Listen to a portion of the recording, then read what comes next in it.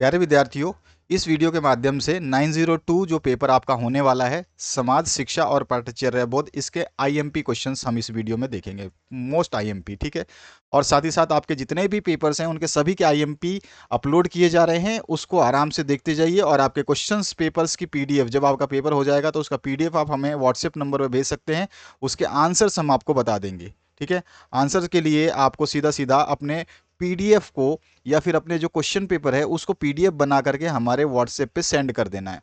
हमारे व्हाट्सएप पे आप सेंड कर सकते हैं, व्हाट्सएप नंबर नीचे डिस्प्ले हो रहा है, तो इस पे आप सेंड कर देंगे तो पीडीएफ जो है उसका आंसर हम दे देंगे, यानी कि आप अपने आंसर्स मिला सकते हैं हर पेपर के। तो जैसे आपका 12 तारीख को कोई पेपर होता है तो उसका आपको 12 तारीख को एग्जाम के बाद में उसको आप हमें सेंड करेंगे तो उसके आंसर्स हम आपको प्रोवाइड करा देंगे। तो आंसर के लिए आप पीडीएफ भेज सकते हैं, ठीक है। तो चलिए अब इसको स्टार्ट करते हैं।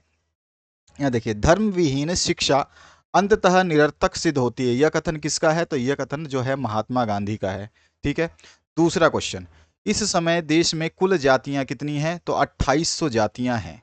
इसके बाद आ जाइए नेक्स्ट क्वेश्चन पे, शिक्षण संस्थाओं का प्रतिदिन कार्य प्रारंभ होना चाहिए तो कब होना चाहिए? प्रार्थना सभा से होना चाहिए ना, तो प्रार्थना से जो है उसका कार्य प्रारंभ होना चाहिए।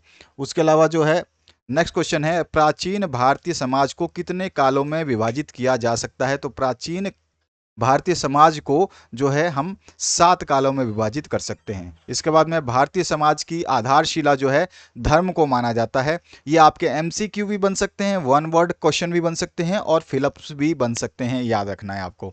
बालक के सामाजिकरण की सबसे महत्वपूर्ण संस्था जो है वो कौन सी है? तो वो हमारे विद्यालय है। उसके बाद में भारतीय समाज में प्रधान है, तो भारतीय समाज में क्या प्रधान है? धर्म प्रधान है, ठीक है ना। धर्म जो है भारतीय समाज में प्रधान माना जाता है। किस अनुच्छेद में अस्पृश्यता का अंत किया गया? तो अनुच्छेद 38 में इसका अंत किया गया था। उसके बाद में जाति एक बंद वर्ग है, यह कथन किस विद्वान का है? तो डॉक्टर मजूमदार जो थे उन्होंने यह कथन कहा था। इसके बाद में शिक्षक शिक्षा का एक खाली स्थान है, तो यहाँ पे खाली स्थान में क्या आ जाएगा? एक ध्रुव है, ठीक है। ध्यान रखना, ये एमसीक्यू भी बन सकते, जो आपके खाली स्थान है वो एमसीक्यू भी बनते हैं। और यहाँ पे देखिए, यहाँ पे ऐसे भी आ सकता है, यहाँ पे 2 खालिस्तान बन सकते हैं। अगर एग्जामिनर चाहे तो आपको बेवकूफ़ बनाने के लिए एक दे सकता है या दोनों दे सकता है, ठीक है। वो भर के दे देगा। आपको करना क्या है, देखिए पहला क्वेश्चन बनेगा, एडम्स ने शिक्षा को खालिस्तान प्रक्रिया बताया, तो द्विमुखी बताया। और यहाँ पे एक दूसरा क्वेश्चन बनेगा, खालिस्तान ने शिक्षा को द्विमुखी प्रक्रिया बताया, तो यहाँ पे आ जाएगा एडम्स, ठीक है। इसके बाद है शिक्षा और खालिस्तान का अटूट बंधन है, तो यहाँ पर जो है सीधा सीधा आंसर क्या आ जाएगा? समाज। कभी कभी ऐसे भी दोनों खालिस्तान दे सकता है, तो खालिस्तान और खालिस्तान का अटूट बंधन है, तो शिक्षा और समाज का अटूट बंधन है, ये ध्यान रखना है। अच्छा, शिक्षा के सामाजिक आधार कौन से हैं? तो शिक्षा के सामाजिक आधार जो है आपको बताना है, तो एक सामाजिक विकास है, दूसरा राष्ट्रीय विकास है, तीसरा शिक्षा तथा आर्थिक विकास है। तो तीनों आधार हैं, इसके बारे में व्याख्या भी करवा सकता है, तो इसके बारे में लिखना आपको आना चाहिए। इसके बाद में है शिक्षा के महत्व को समझाइए, तो कोई भी आप अपने शिक्षा के महत्व को अपने हिसाब से अपने लफ्जों में भी समझा सकते हैं। उसके बाद 15 क्वेश्चन है, स्वामी विवेकानंद के अनुसार शिक्षा के उद्देश्य बताइए। इन सभी के क्वेश्चंस के आंसर्स अभी हम थोड़ी देर में नीचे दिखने वाले हैं, इसके लिए आपको परेशान होने की आवश्यकता नहीं है। तो स्वामी विवेकानंद के अनुसार शिक्षा के उद्देश्य बताइए। दूसरा इसमें नेक्स्ट क्वेश्चन है, गांधी जी के अनुसार शिक्षक में कौन कौन से गुण होने चाहिए? और स्वामी विवेकानंद के शिक्षण विधियों की विशेषताएं क्या है वो आपको बतानी है, तो इनकी चर्चा करिए, बताइए, वर्णन करिए, इस तरह से आपके क्वेश्चन बनते हैं। श्री अरविंद के अनुसार शिक्षा के क्या उद्देश्य हैं, ये आप बतलाइए।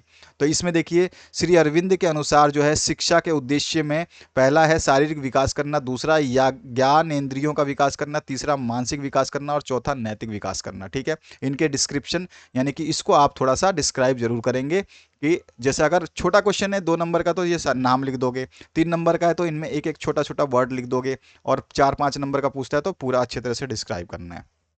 टैगोर के शिक्षा पद्धति के बारे में बताइए।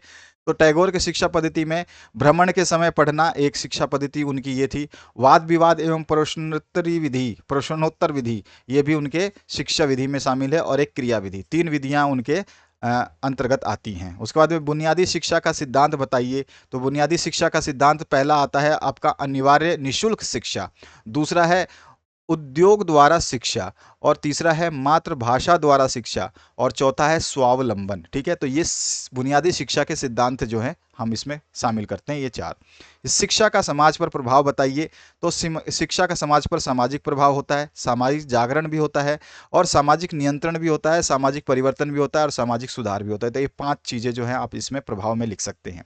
इसके बाद में शिक्षा का संकुचित अर्थ क्या है, तो शिक्षा का संकुचित अर्थ जो है विद्यालय शिक्षा होता है, और शिक्षा द्विमुखी प्रक्रिया है, शिक्षक और विद्यार्थियों के बीच की। ठीक है, तो ये कैसी प्रक्रिया है, द्विमुखी, शिक्षक और विद्यार्थियों के बीच की।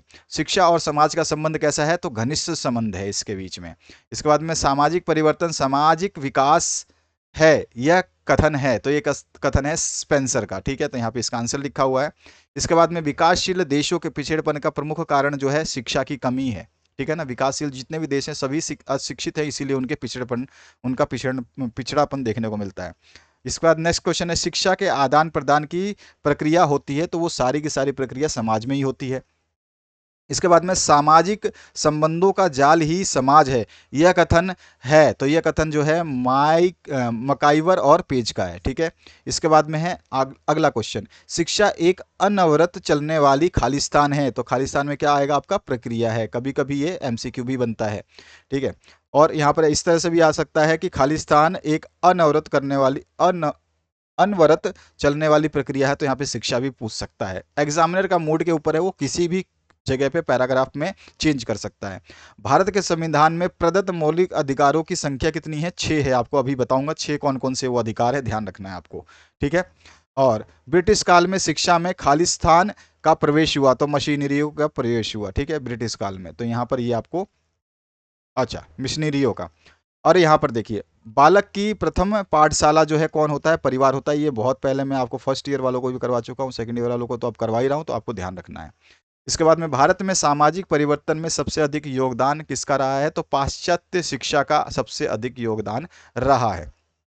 इसके बाद में आपका राष्ट्रीय विकास में शिक्षा का योगदान जो है वो क्या है, आपको इसमें डिस्कस करना है। ठीक है, इसमें पूछा है कि राष्ट्रीय विकास में शिक्षा का क्या योगदान है, तो आप अपने मर्जी से भी लिख सकते हैं, लेकिन पॉइंट जो है आपको डालने होंगे। वो पॉइंट सारे के सारे मैं डिस्कस नीचे बता देता हूँ। शिक्षा एक गतिशील प्रक्रिया है, स्पष्ट कीजिए। उसके बाद 15 क्वेश्चन है, शिक्षा के उद्देश्य बताइए।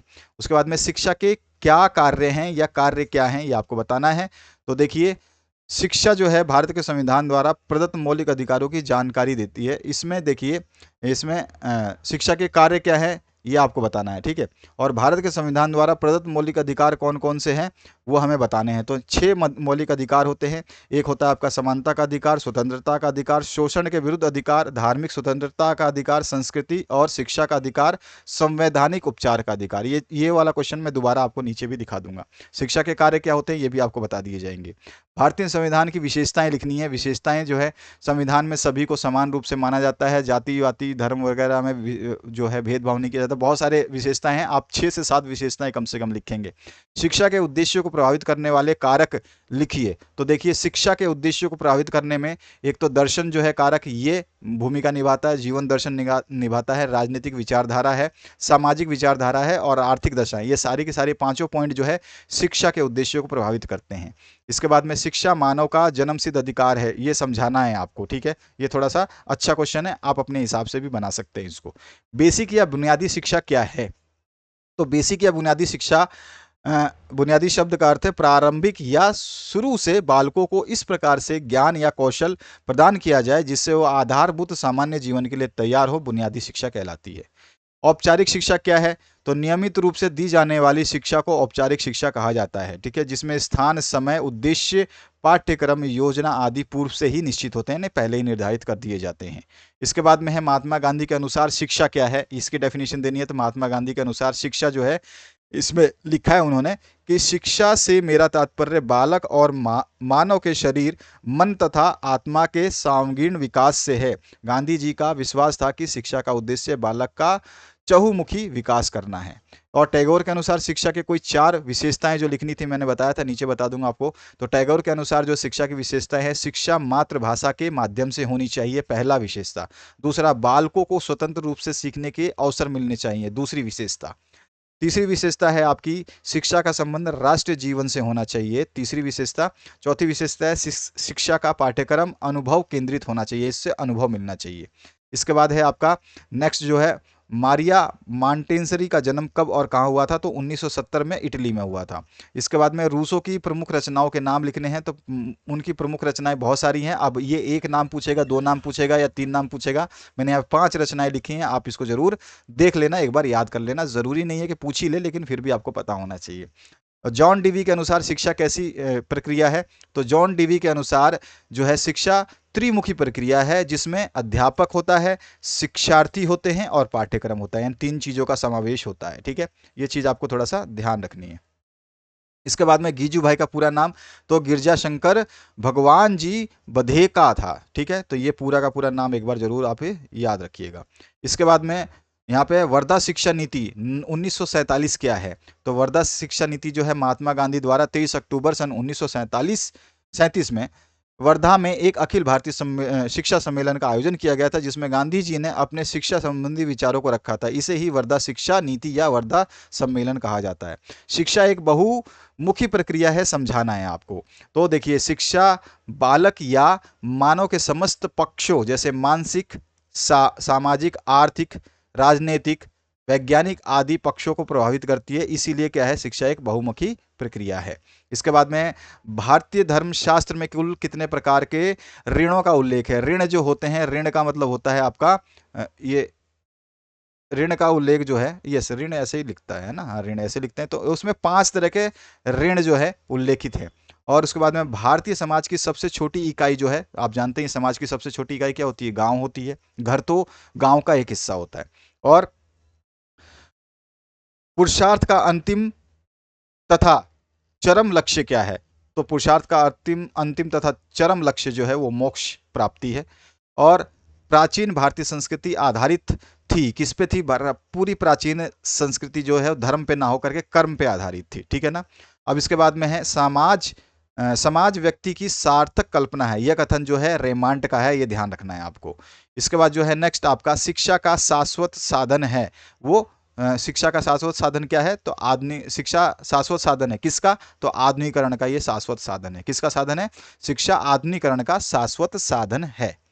इसके बाद है आपका डॉक्टर राधाकृष्णन के नेतृत्व में विद्यालय शिक्षा आयोग की नियुक्ति हुई थी। तो यहाँ पर विद्यालय भी दे सकता है, ब्लैंक के स्थान में मान लो विद्यालय दे दे तो आपको शिक्षा भरना पड़ेगा, अगर शिक्षा दे दे तो विश्वविद्यालय भरना पड़ेगा, या फिर दोनों ही भरना पड़ सकता है। आपको थोड़ा ध्यान से पढ़ लेना है। विश्वविद्यालय शिक्षा आयोग को खालिस्तान कमीशन के नाम से भी जाना जाता है, तो राधाकृष्ण कमीशन के नाम से भी जाना जाता है। अच्छा, मुदालियर कमीशन खालिस्तान आयोग के नाम से जाना जाता है, तो उसको माध्यमिक शिक्षा आयोग के नाम से उसको जाना जाता है। ठीक है, इस तरह से आपके प्रश्न बनते हैं। अच्छा, खालिस्तान को शिक्षा की गीता भी कहा जाता है, तो यहाँ पे कभी कभी उल्टा पूछता है। ठीक है, शिक्षा की गीता किसको कहा जाता है? तो कोठारी आयोग को कहा जाता है, या फिर कोठारी आयोग को शिक्षा की खालिस्तान भी कहा जाता है, तो ये बोलेंगे गीता कहा जाता है। ठीक है। अच्छा, ज्ञान के खालिस्तान स्रोत हैं, तो कितने स्रोत हैं? 4 स्रोत हैं। इसके बाद में राष्ट्रीय शिक्षा नीति, कभी कभी क्या होता है खालिस्तान पहले ही आ जाएगा आपके। ठीक है, को कितने भागों में बांटा गया? 12 भागों में बांटा गया है। कभी कभी आ जाए खालिस्तान नीति को 12 भागों में विभाजित किया गया है, तो ये भी आपको क्वेश्चन उल्टा सीधा कैसे भी घुमा के पूछ सकता है। अच्छा, समाज पर शिक्षा के पड़ने वाले प्रभावों का उल्लेख करना है। ठीक है, वैदिक शिक्षा के उद्देश्य क्या है ये आपको बताना है। धर्म निरपेक्षता क्या है ये आपको बताना है। एक अध्यापक में किन किन गुणों का होना अनिवार्य है? तो एक गुण जो है बाल मनोविज्ञान का ज्ञान होना। ठीक है, पहला गुण। दूसरा, सीखने और सिखाने की प्रक्रिया का ज्ञान होना। तीसरा जो है शिक्षण प्रक्रिया को रोचक बनाना। चौथा जो है व्यक्तिगत गुण होना। और पांचवा जो है शारीरिक स्वास्थ्य। और छठा जो है मानसिक गुण। ये सारे के सारे गुण एक अध्यापक में इन गुणों का होना आवश्यक है। बहुत इंपॉर्टेंट क्वेश्चन रहेगा।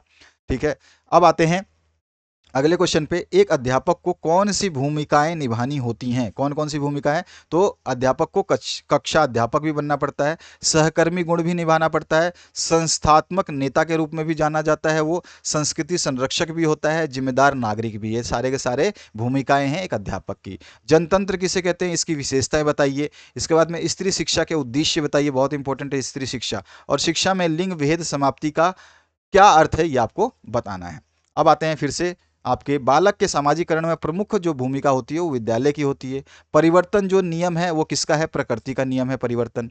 इसके बाद जो आपका नेक्स्ट पार्ट है, ज्ञान के स्रोत हैं, तो ज्ञान के 4 स्रोत हैं, आपको पहले ही बता चुका हूं मैं। शिक्षा अपने संतुलित व्यक्तित्व द्वारा प्रभावित करता है, किसको करता है? समाज को प्रभावित करता है, ठीक है।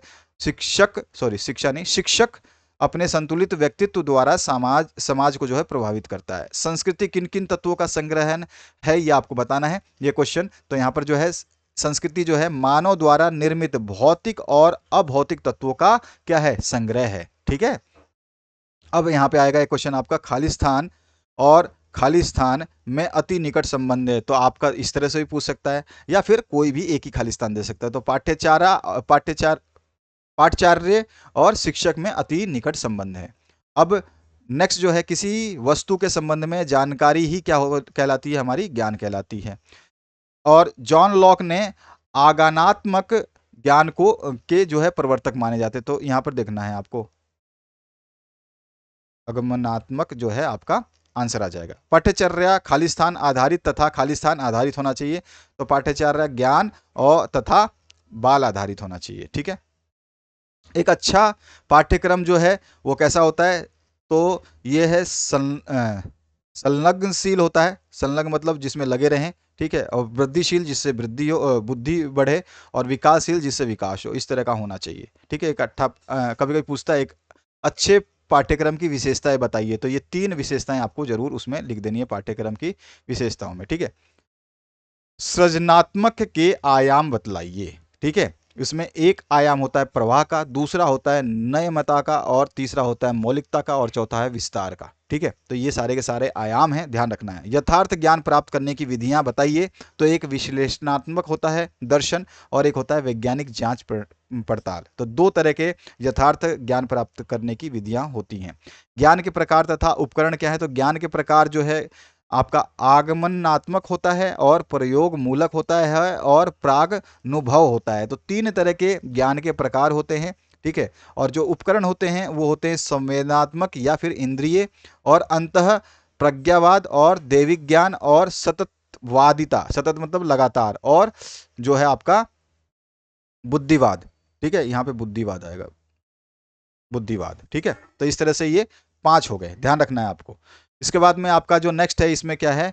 डीपीईपी कार्यक्रम क्या है? तो डीपीई का फुल फॉर्म भी पूछेगा, डिस्ट्रिक्ट प्राइमरी एजुकेशन प्रोग्राम, ठीक है। इस कार्यक्रम की शुरुआत सन 1994 में की गई थी। डीपीईपी कार्यक्रम प्राथमिक शिक्षा को सर्व सुविधाजनक बनाने की एक पहल है, ठीक है। तो इस तरह से हम बता सकते हैं कि आपका डीपीईपी क्या है। और बेसिक शिक्षा के 2 उद्देश्य आपको बताने हैं। तो बेसिक शिक्षा के बहुत सारे उद्देश्य हैं। बालकों के सर्वांगीण विकास के पर बल देता है, और बालकों को सामान्य जीवन के लिए तैयार करता है, ठीक है। और इसके बाद में शिक्षा के औपनिवेशिक साधनों के नाम बताने हैं। तो ये एक तो आपका शिक्षा के औपनिवेशिक साधन में कौन कौन से आते हैं? परिवार आते हैं, समाज आते हैं, वातावरण आते हैं, और खेल का समूह आता है। ये 4 चीजें आपको ध्यान रखनी है। मांटेसरी शिक्षा प्रणाली की कोई 4 विशेषताएं बताइए। तो इसकी पहली विशेषता जो है, यह प्रणाली बालकों को स्वतंत्रता प्रदान करती है। इस प्रणाली के दौरान इंद्रिय प्रशिक्षण पर बल दिया जाता है। इस प्रणाली द्वारा बालकों के व्यक्तित्व विकास पर ध्यान दिया जाता है। यह प्रणाली बालकों के लिए भोजन विश्राम आदि की व्यवस्था करती है। और इसके बाद जो है आपका कोठारी कमीशन क्या है? नेक्स्ट जो क्वेश्चन है, तो कोठारी कमीशन जो है आपका इससे पूछा गया था। इसका उत्तर हम दे सकते हैं, भारत सरकार ने 1964 में शिक्षा संबंधी नीतियों प्रतिमानों के संगठन हेतु शिक्षा आयोग नियुक्त करने की घोषणा की। इस आयोग के अध्यक्ष प्रोफेसर दौलत सिंह कोठारी थे। इसी कारण इस आयोग का नाम जो है कोठारी या कोठारी आयोग पड़ा, या कोठारी कमीशन पड़ा। तो यही है कोठारी कमीशन की डेफिनेशन, ठीक है। इसके बाद में कोठारी कमीशन हो, कोठारी आयोग हो, ध्यान रखना है। गीजू भाई के अनुसार अध्यापक क्या है? तो गीजू भाई के अनुसार एक अध्यापक या शिक्षक में सीखने और सिखाने के गुण होने चाहिए। वह बालकों के साथ प्रेम, सहानुभूति और मित्र के समान व्यवहार करने वाला होना चाहिए। साथ ही उसमें धैर्य, संयम, निर्णय शक्ति का गुण भी होना चाहिए। वही उत्तम शिक्षक कहलाता है। ये गीजू भाई के अनुसार डेफिनेशन है। टैगोर के अनुसार शिक्षण विधियों के नाम, तो मैंने बताया था, मैं आगे बता दूंगा टैगोर के शिक्षण विधियों के नाम। तो इसके शिक्षण विधियों के नाम जो है ये भ्रमण विधि है, जिसमें आपका है एक भ्रमण विधि, मैंने बताया था, मतलब घूम के पढ़ना, पुस्तक पाठ्य पुस्तक विधि, वाद विवाद विधि, और प्रश्नोत्तर विधि, और स्वचिंतन विधि, ठीक है। तो ये 5 होते हैं आपके, ये ध्यान रखना है। 1, ठीक है, फिर 2, 3, 4 और ये 5। इसके बाद में यूनिसेफ, यूनिसेफ का पूरा नाम पूछ लेता है, United Nations International Children's Emergency Fund, ठीक है। यूनिसेफ एक बाल कोष संगठन है। क्या है? यूनिसेफ एक बाल कोष संगठन है जो वर्तमान में बच्चों के विकास के लिए, हिंसा, शोषण, श्रम से बचाव के लिए कार्य करता है। और इसके बाद में भारतीय संविधान द्वारा प्रदत्त मौलिक अधिकार कौन कौन से हैं, जो मैंने बताया था कि मैं नीचे भी बता दूंगा। तो समानता का अधिकार, स्वतंत्रता का अधिकार, शोषण के विरुद्ध अधिकार, धार्मिक स्वतंत्रता का अधिकार, संस्कृति एवं शिक्षा का अधिकार और संवैधानिक उपचारों का अधिकार। ये 6 अधिकार मौलिक हैं जो आपको भारतीय संविधान में दिए गए हैं। उसके बाद में NCTE का अर्थ बताना है। तो NCTE का अर्थ होता है national council of teacher education, यानी राष्ट्रीय शिक्षक शिक्षा परिषद, ठीक है। तो इसका फुल फॉर्म भी कभी कभी पूछता है, तो ये चीज़ आपको ध्यान रखनी है। तो ये पूरा का पूरा जो आपने देखा आपका 902 के लिए IMP, ठीक है। और आप अपना PDF जो है एग्जाम के बाद में भेज सकते हैं, PDF भेजना। अगर आपको सॉल्यूशन चाहिए तो आप PDF आंसर के लिए भेज सकते हैं, ठीक है। तो आंसर के लिए आपका PDF बिल्कुल साफ होना चाहिए, ये बात हमेशा ध्यान रखना कि साफ PDF ही भेजें, ठीक है। अन्यथा उसके सॉल्यूशन बनाने में हमें तकलीफ होती है, हम नहीं बना पाएंगे। तो आशा करता हूँ इस वीडियो से आप लोगों को हेल्प मिलेगी। जैसे फर्स्ट ईयर वाले बच्चे साफ साफ PDF भेज रहे हैं, वैसे ही आप सेकंड ईयर वाले भी भेज सकते हैं। Thank you very much once again for watching this video.